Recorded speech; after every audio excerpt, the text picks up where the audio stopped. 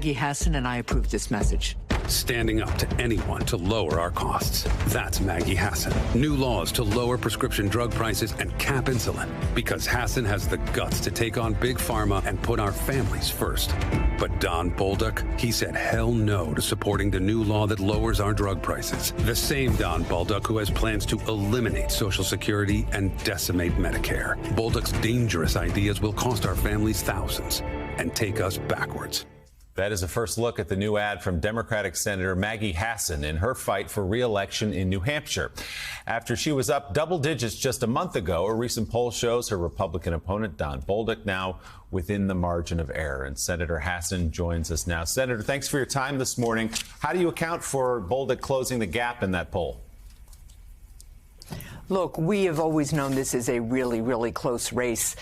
You'll remember that when I won this seat in 2016, unseating a Republican, it was by 1,017 votes. So what I'm focused on right now is making sure that Granite Staters know about my record of doing everything from lowering prescription drug prices to getting high-speed internet in every corner of our state, boosting manufacturing, fixing our roads and bridges, making sure that our veterans get the support and care that they have earned and deserve, and contrasting that with the extremism of my opponent. Don Bolduc supports eliminating Social Security, would be a yes vote for a nationwide abortion ban, has even suggested banning in vitro fertilization, and is an election denier. And he's working really hard to conceal those extreme positions from Granite Staters.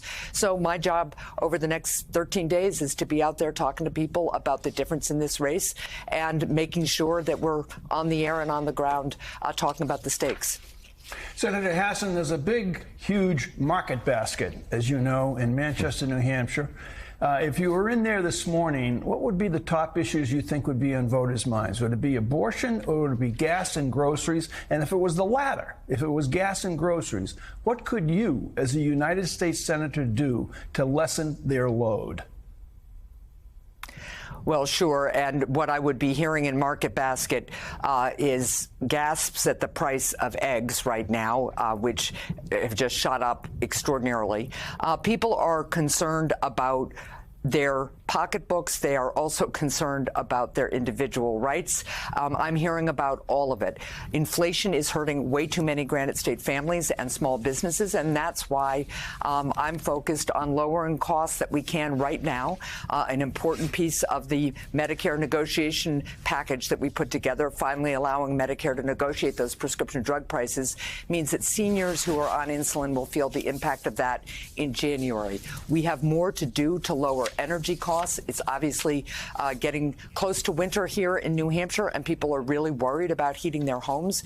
That's why I have led a bipartisan push to get the administration to release more home heating fuel from the reserve, and why I led a successful bipartisan push to get $1 billion in additional heating assistance this winter. I also support suspending the gas tax until we see a significant reduction in gas prices. Now, my opponent has come out against that.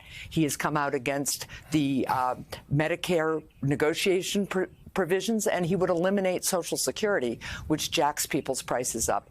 Last thing I'll point out is that the energy provisions in the Inflation Reduction Act really do go after energy costs in the short term, at least for middle-class homeowners who can get tax cuts for investing in home efficiency right now, but also breaks the hold that big oil has on this country and this economy, which is so important moving forward to lower our overall energy costs. So I'm talking to them about that, but I'm also hearing from Granite Staters, we're the live free or die state, about people's concerns that my opponent's position on reproductive rights means that women, half of the population, will be relegated to second-class citizenship. So people deal with all of these things in their daily lives. They expect us to deal with all of this at once, too.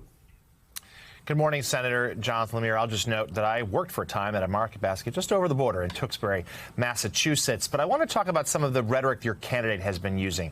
He, for a long time, was an election denier, said that he believed Donald Trump was won. He's since waffled on that. But he's also been traipsing with and talking with QAnon-affiliated groups, other conspiracy theorists. And he, of course, is not alone right now in the Republican Party. What is your concern about those theories, the dangerous rhetoric that has so infiltrated our politics today? Look, my opponent is really, really extreme and has been embracing all sorts of conspiracy theories. But I want to bring this back to what the people of New Hampshire should understand about the impact of his extremism and his election denial as a part of that extremism, what that means for them. Look, when you have somebody with extreme views like Don Bolduc that are way out of step with where Granite Staters are, eliminating Social Security, enacting a national abortion ban, among other things, being against Medicare negotiation for prescription drug prices. The fact that he's also an election denier means that he doesn't believe he has to accept election results. That means he doesn't have to listen to the people of New Hampshire about what's important to them and address those things because he thinks he can just reject your votes. So this is somebody who is running for office who does not believe he is accountable to voters, which means he believes he can impose an extreme agenda on the people of this state. And he's working really hard to mislead people on it. I'm talking to people about the bipartisan record I have of delivering results in the way that Granite Staters solve problems all the time, which is putting differences aside and getting things done. I'm proud to have been ranked the most bipartisan senator in the country because I think that that is so reflective of who my constituents are. And that's really the stakes in this election. Are we going to continue to have a senator who believes her job is to listen to people, address the things that matter to them that they bring forward and ask me to work on? Or are we going to have an extremist who will impose an extreme agenda that jacks your prices up and eviscerates your personal rights? That's really the stakes here.